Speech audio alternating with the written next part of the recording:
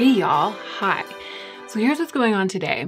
I got myself into a little bit of a pickle because the video on the calendar for today, the thing I'm supposed to be filming right now, is part 2 of How to Look Amazing When You Feel Awful, which I am really excited to film, but I woke up this morning with really dirty hair and my bangs had also just gotten long enough to be annoying. So one of the first things I did was I trimmed my bangs using the razor cutting technique that I learned from Jane Matthews, washed my hair and styled it using all of the techniques that I demonstrated in my recent video about how I style my hair. I'll link that below in case you haven't seen it and you're curious. And I ended up with what I'm currently feeling like is my favorite hair that I've ever had in my whole life. And I mean, I don't have to feel truly awful to film How to Look Amazing When You Feel Awful. I didn't feel all that awful when I filmed the first version, but I feel like doing it when my hair looks like this is just a bridge too far. I wouldn't be able to take myself seriously about how to look amazing when you feel awful in this hair. But the issue with this didn't occur to me until I had finished with the hair. So I exited the bathroom looking good and feeling gorgeous, and then I realized that I wasn't quite in the headspace, literally, to film How to Look Amazing When You Feel Awful. And I was just about to commence drifting around the house, mooing like a disgruntled specter about the fact that I didn't know what I was going to now film. And then suddenly 2 boxes were delivered to me. I opened the boxes. I didn't know that either of them was coming, and I didn't know what was inside them.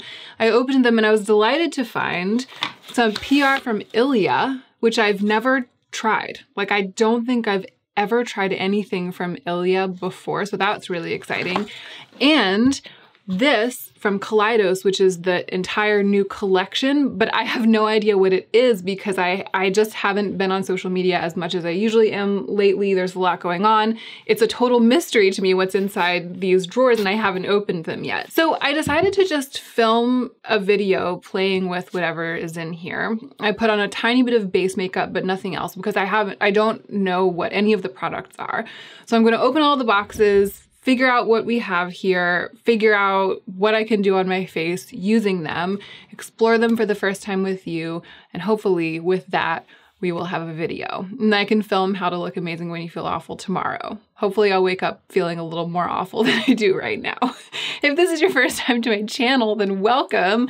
My name is Hannah. You just got a real old school, super long introduction from me. I'm trying to keep them short and sweet these days, but a very long introduction is quintessential HLP to those of you who've been here for a while. I make beauty videos. I don't always unbox new makeup and talk about new makeup. In fact, I really like to make a habit of revisiting my old makeup, doing looks with my existing collection instead of only talking about new makeup. It's a little bit of both over here. If you enjoy this while you're watching, please subscribe. I would love it if you would subscribe.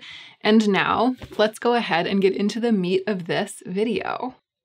So I actually have already opened one of the Ilia products and I already put it on. It's the Lip Wrap Reviving Lip Balm. I think that they sent this as a PR package because of this. It's a new release, and I think that they just included some other things in case I wanted to try them, which of course I do. But this is the star of the show. And you know, I try not to collect this type of thing because this is kind of like a skincare product. If you have one of this kind of thing, then you're good. You know, like I like having a feeling of comfortable abundance when I look at my lipsticks. Like I like to have different shades and different formulas and finishes and lipsticks from different brands. But when it comes to lip care, even though there are a bunch of different kinds of products like this, and you know, it's a little bit of a different user experience for each one, as a consumer, I feel like I only need one. As a reviewer, it's the kind of thing that I particularly enjoy reviewing right now because my lips are dry. So it is exciting to get a chance to use it. And it did distinguish itself to me a little bit just this morning, I don't know, within the last hour when I opened it and applied it, because it looks like a very basic component. I don't tend to like this kind of, I don't know, it's like the old-fashioned Blistex model of lip balm packaging. You squeeze it and it comes out of this little angled dispenser at the top. So I was like, wah, wah, wah. When I first saw it, this is a little bit of a basic throwback.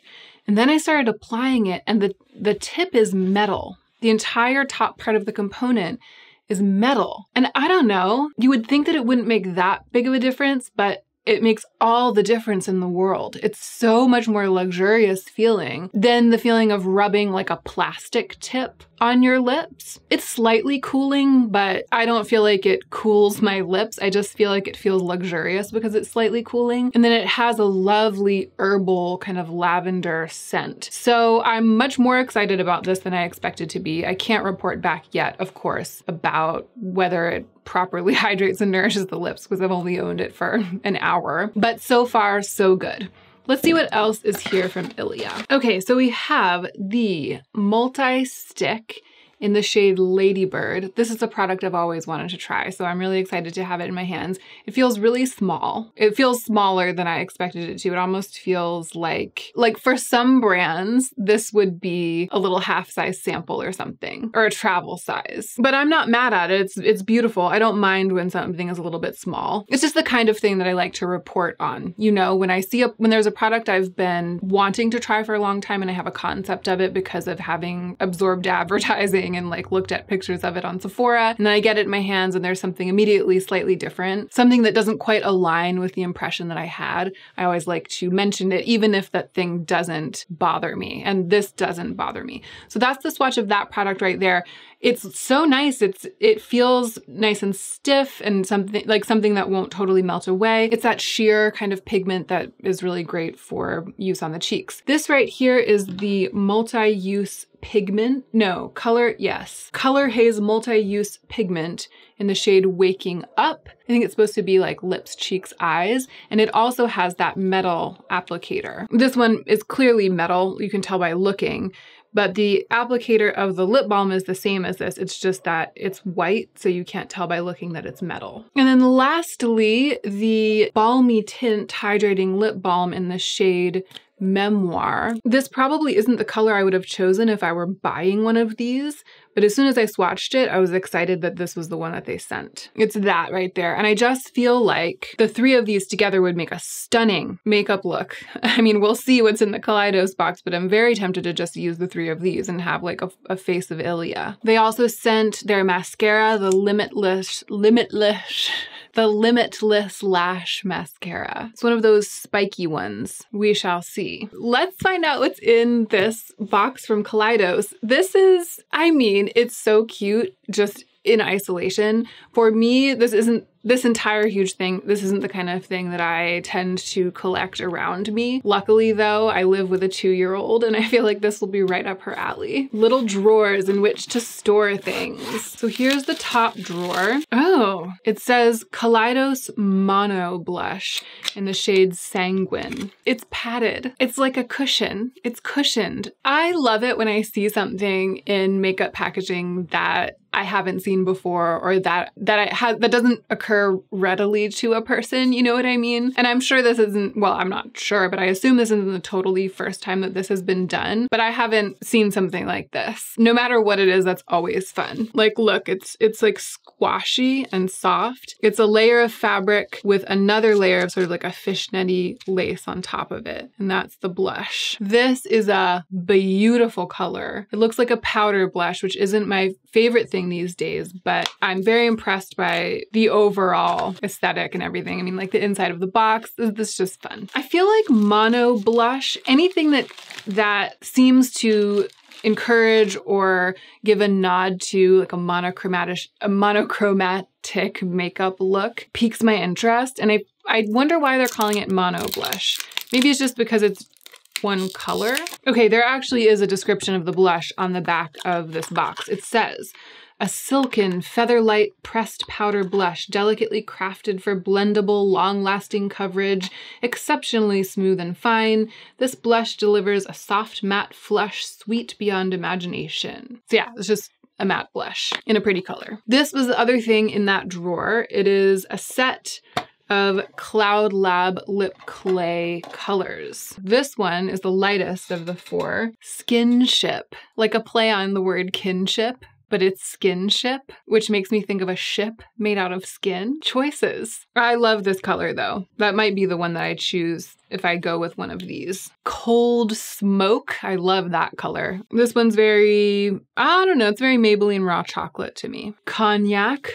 A promising name. Ooh, very, very pretty. Rusty Merlot. I tend to like the lighter colors better in this formula. This one's called Smeared Rouge. A really exciting color as well. I tend to like the lighter colors in the Cloud Lab Lip Clay, not just because I tend to prefer lighter colors, because deeper colors or even mid-tone colors can look really vampy on me, even when they're not really vampy colors. But it's not just that. I feel like the formula suits paler colors better. It's something about the pigment. The deeper colors they seem like a little watery around the edges, like there's more ink in them or something like that. Maybe it's just psychological, but I always feel like the lighter colors in the Cloud Lab Lip Clay are more whipped. Those are the two products that were in the top drawer of this little jewelry box or memento box. Let's see what's in the bottom drawer. I feel like it might be more blushes and more Cloud Lab Lip Clays. What do you guys think?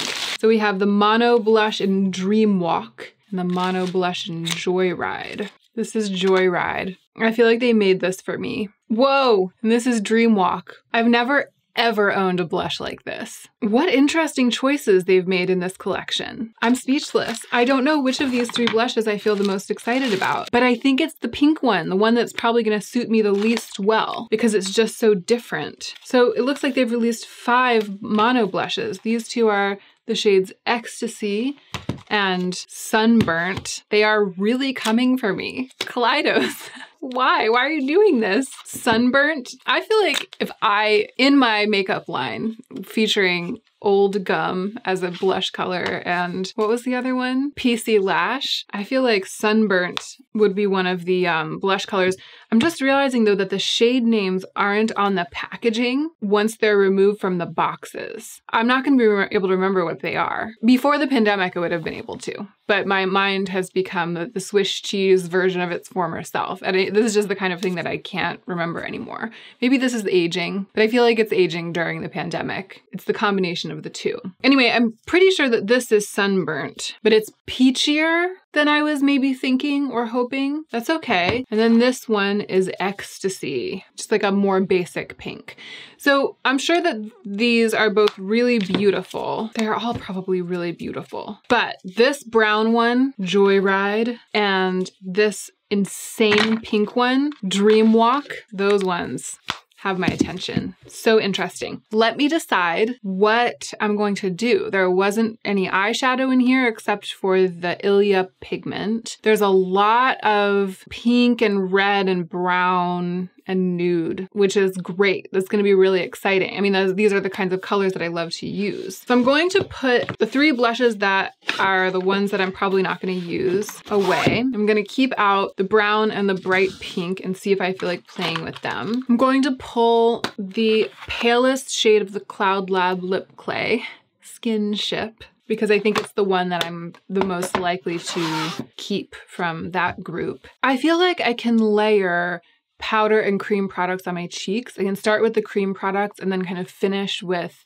powder products on cheeks and eyes. Between my cheeks and my eyes, I can use the Color Haze Multi-Use Pigment from Ilia, the Multi-Stick from Ilia, and the 2 powder blushes from Kaleidos and get a sense of all 4 of those products. And then I can use the Ilia mascara on my eyes. The only true conflict I feel is between the Ilia Tinted Balm and the Kaleidos Cloud Lab Lip Clay. So what I'm going to do is to remove this balm from my lips, the clear balm, which is really nice. It's feeling really nice. I'm going to remove it from my lips and I'm going to put on the tinted balm so we can see how it looks. I'll leave it on, I'll do the rest of my face, and then I'll come back and replace it with the Kaleidos product at the end. Well, that's beautiful. I feel like it is a little bit more pigmented than I was expecting, but without getting into the realm where it kind of looks like lipstick and feels like it is thick or has a strong presence on the lips or might overwhelm another part of the face, you know? It feels really easy to wear for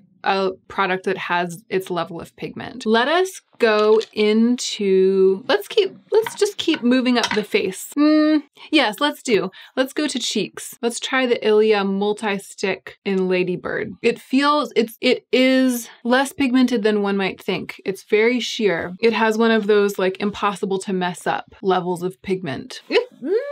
I don't like it as much as I thought I would like this product at first try. Okay, this is like very first impressions. It's sheared out to be just a tiny bit more cool toned than I generally like things to be, but it's also barely there. I really like the sheen that I've gotten though. I'm not wearing any highlighter or even any illuminating base or anything. This is really it's really lighting up my cheeks, making them glossy.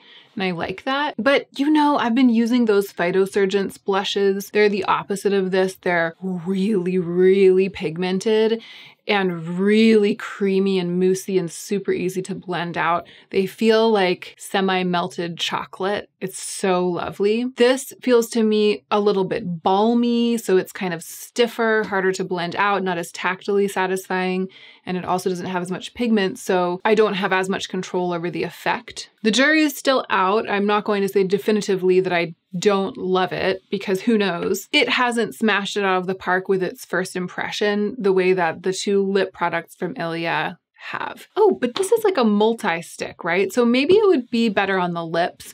Sometimes multi-sticks I find are really great for one of the things that they're advertised as being multi-use for frequently. I mean, I feel like it's hard to find a multi-use product that's just as great on the cheeks as it is on the lips, or just as amazing on the eyes as it is on the lips. You know what I mean? A lot of times it'll be like really great for the cheeks, but not so great for the lips, or vice versa. I think that sometimes brands will develop something like for the lips, and then they'll be like, let's call it a multi-stick, because it'll totally work on the cheeks too. At least that's what it feels like. In many cases, that's what it feels like. So maybe that's what's going on. I will try it on my lips and I'll report back. Speaking of multi-use products, the Ilia multi-use pigment. I am a little scared, so I'm going to squeeze some out on the back of my hand, and I'm going to use a brush. This reminds me a lot of the Glossier Cloud Paints. It is doing a thing that is the very definition of becoming one with the skin.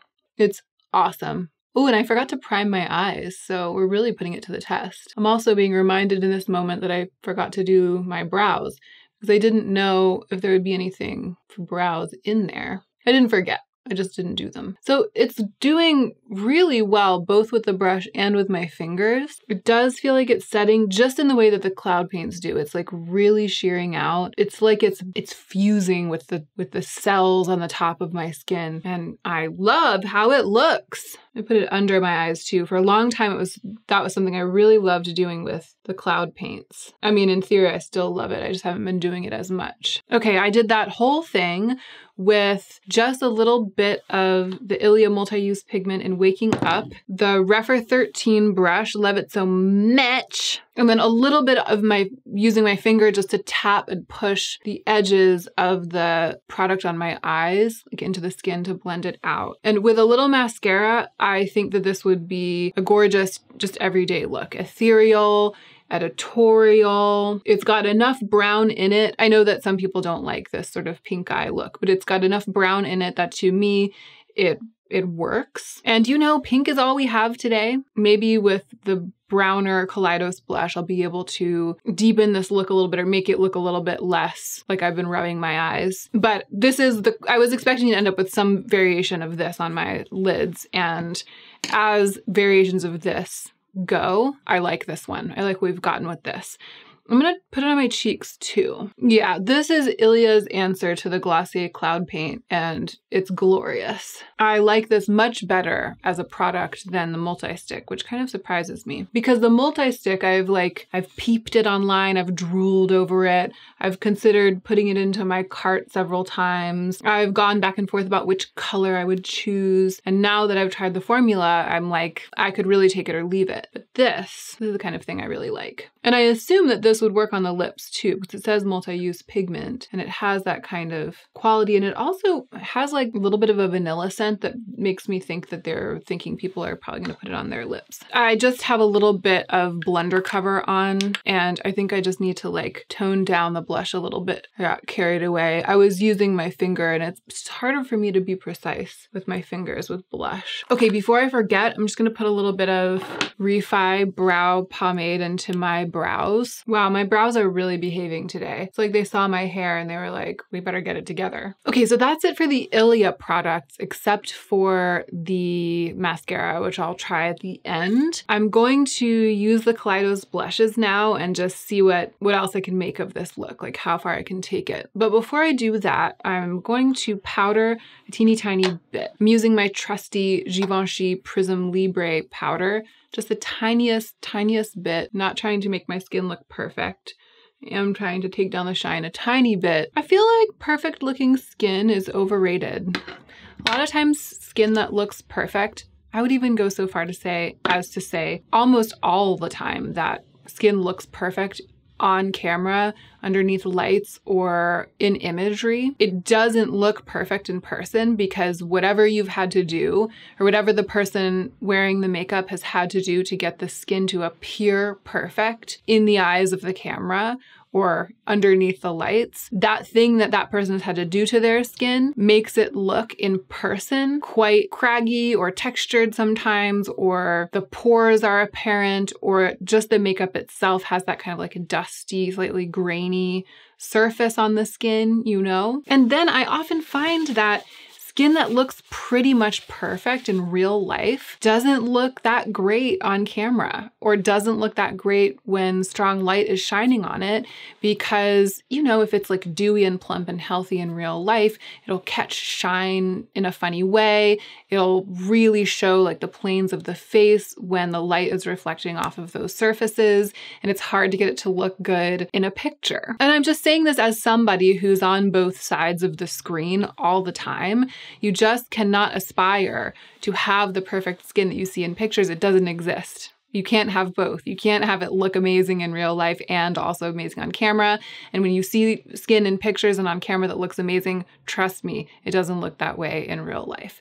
So my way of handling that is to just do a little bit and then not bend over backwards to try to fix every tiny thing about the way that my skin looks in real life or on camera. And sometimes it looks great in real life and sometimes it doesn't. And sometimes it looks great on camera and sometimes it doesn't. I get the best results from not being too bothered about it either way. I am already dreading the moment that I have to remove this lip product to apply the one from Kaleidos that I said that I would apply, because I am really falling for it. But let's go in with the blushes and see how it goes. All right, the first thing we're going to do is go in with this brown one on an eyeshadow brush and see what I can do with my eyes. I feel like it's actually gonna look more orange on me than I would usually prefer. Ooh, wow, yeah, this powder is really pretty. I mean, powder blush I'm not out here acquiring powder blush these days, and I'm not out here using the ones that I have very often.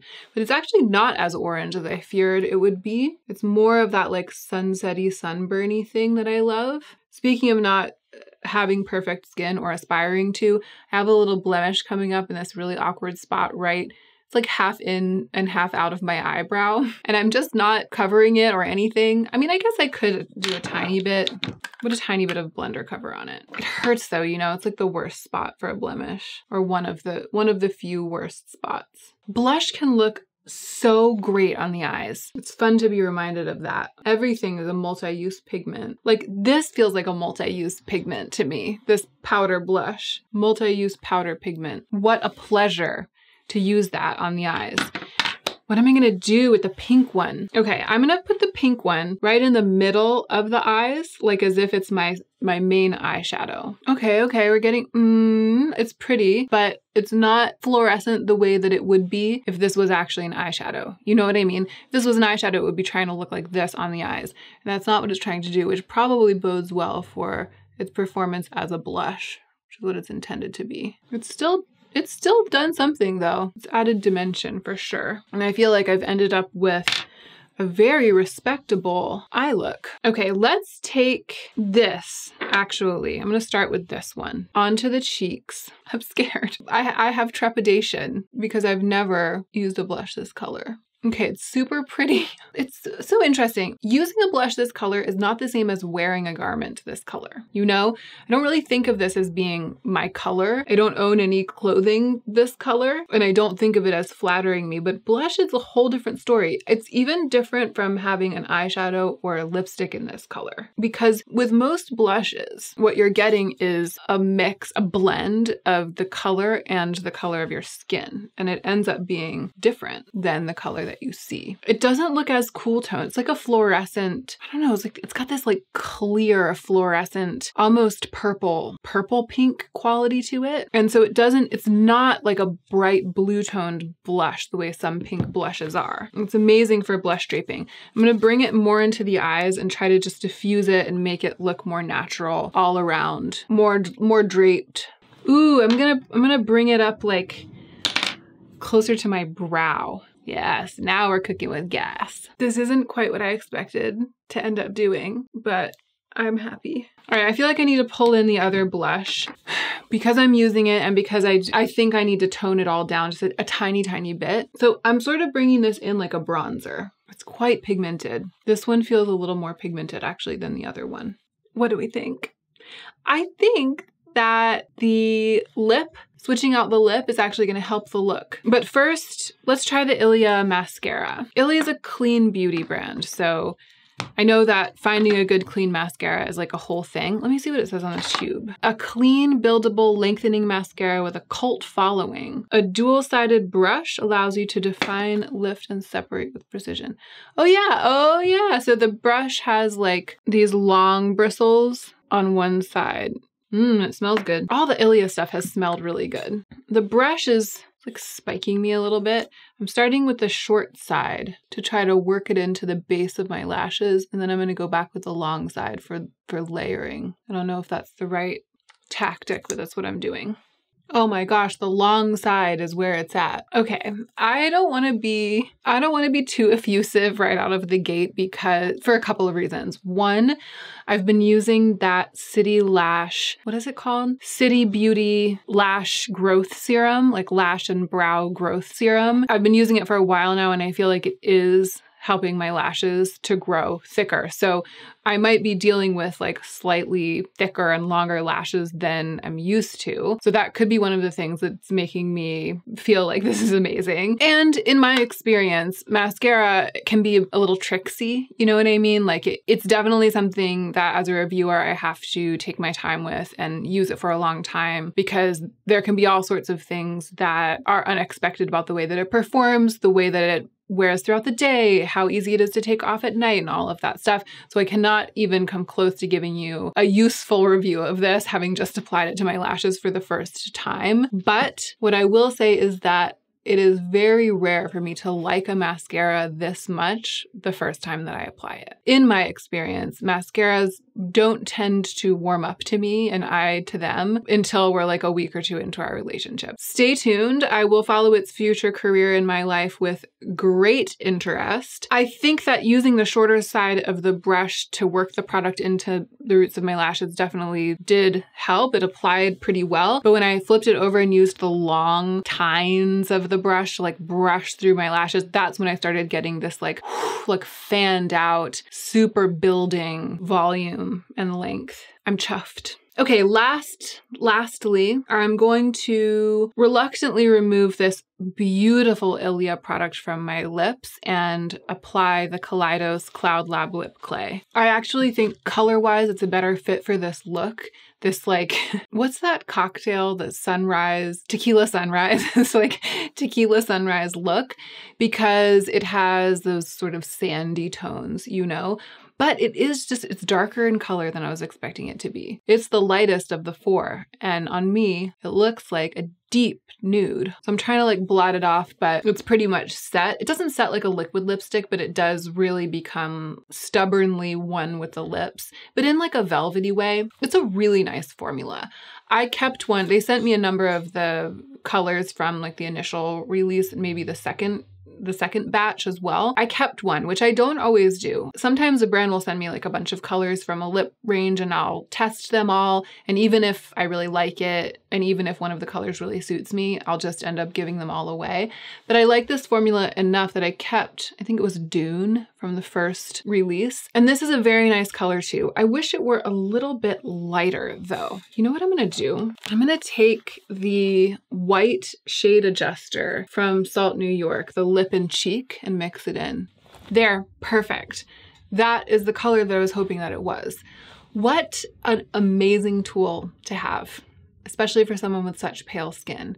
A white mix-in, like a white balm, a white mix-in kind of lip balm, basically, in a pan. So this was delightful, and I didn't expect to end up looking like this. I thought it was gonna be much more natural. I didn't expect to end up going hard with a very, very pink blush all over my eyes and cheeks. And I feel like, as much as I love this printed robe from Print Fresh, Orange Grove, I feel like this look in particular is going to be showed off to best effect with a different top. You know, I feel like it's sort of the top is kind of taking away. I need something simpler. So I'm gonna go I don't usually do this when I get ready in my robe. I just like leave my robe on, who cares? But I think I'm gonna go pick a top and put it on just to sort of show the potential for a look like this. I don't know if it'll be anything elaborate. It might just be a plain t-shirt, but whatever it is, I'm gonna pick something that is like less busy. I don't know what I'll pick, but it'll be something. I'll be right back. Yes, there we go. So this is just an old Free People bodysuit. It just needed to be, I feel like, something sleek, fitted, and neutral, but not necessarily black or white. So this is sort of like a minky brown color, and it's sleek and fitted, and I just feel like this is doing the look a much better service than the robe was. You can really see how it would look if I were like wearing this. Should I put on some earrings too? Let's really go the distance. The look is strong, so I don't want the earrings to have too busy of or too bold of a silhouette, but maybe something like this. These are the wolf and moon earrings that Simbri gave me for Christmas. Yeah, they have movement and they're a little cheeky, but they're not, a lot of my earrings are like really big and sculptural in a bold way. These are statement, but they're like multifaceted, so they sort of blend in. Yeah, I feel like that's it. That's like and they're asymmetrical, you know. They have like different little doohickeys hanging from each one of them. So that is it. That's the look. Just playing with some makeup from Ilia and Kaleidos. Let's do that thing where we briefly revisit the products. The standouts were definitely actually just Ilia. I'm very impressed. I think when I think of Ilia, or before now when I've thought of Ilia, I've always thought of that skin tint that I feel like people sort of have a love-hate relationship with. Like I've seen very mixed reviews. Some people really love it. I once swatched it in store and it seemed really oily, and then a bunch of you guys were like, that's probably because you didn't shake up the bottle. I've always been like unsure, and so I've never been truly tempted to buy it and try it. But I am now, because the multi-stick isn't what I thought that it would be, but everything else that I tried from Ilia basically like blew me away, especially the pigmented lip balm, the new product, the lip wrap that I had at the beginning, the nourishing like liquid lip balm, and the mascara, which I just was really not expecting. I've had so many clean mascaras with that really spiky bristle where I go to apply it and it's just like applying black water to my lashes, and I'm like, ugh, now I've put this mascara on my lashes, so I can't even give it away to someone because you're not supposed to do that, and it's bad. I actually thought that was what was gonna happen with this. That was my experience, for example, with like Glossier Lash Slick and the M Cosmetics mascara I didn't like very much. I thought that this was going to be another one like those. And you know, below me down, it's like volume, fanned out, fluffy volume and length the house down boots, mama, which I like couldn't be more excited. Like I can't wait to wear it tomorrow, you know? And then the Kaleidos release, it appears to just be these blushes that are like the new thing. If I were, I don't know, thinking of buying some makeup, if I didn't receive things in PR and I was over here just a makeup consumer thinking of buying something with my beauty budget this month, I would not look twice at those blushes because they're powder blush and it's just not what I'm into right now. However, if you do love powder blush and you are really curious about those blushes because you have the budget for a thing like that and you've been wanting a color like one of those, or the packaging, the like beautiful padded packaging is really alluring to you or fits with your aesthetic or something, then the role that I am serving here is one of like giving information about the formula and the way that it applies to the cheeks, irrespective of my tastes or my makeup preferences. The cheeks and the eyes in this case.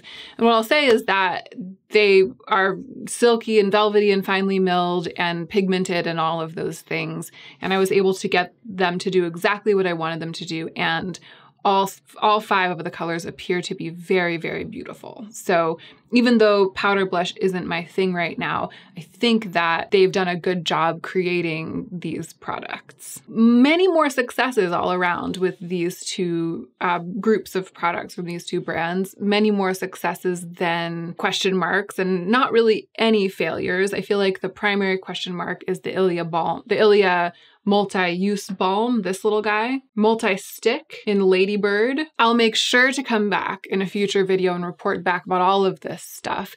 I'm actually kind of overdue, I think, for a video like that. So stay tuned because it'll be coming pretty soon. Some kind of review roundup of things that I've tested and talked about on camera, but haven't like come back, grammar is getting me, but about which I have not yet given my final verdict. That is it. Thank you so much for watching this video, and don't forget to take extra good care of yourself today so that you can be the most effective version of yourself as you do your work in the world.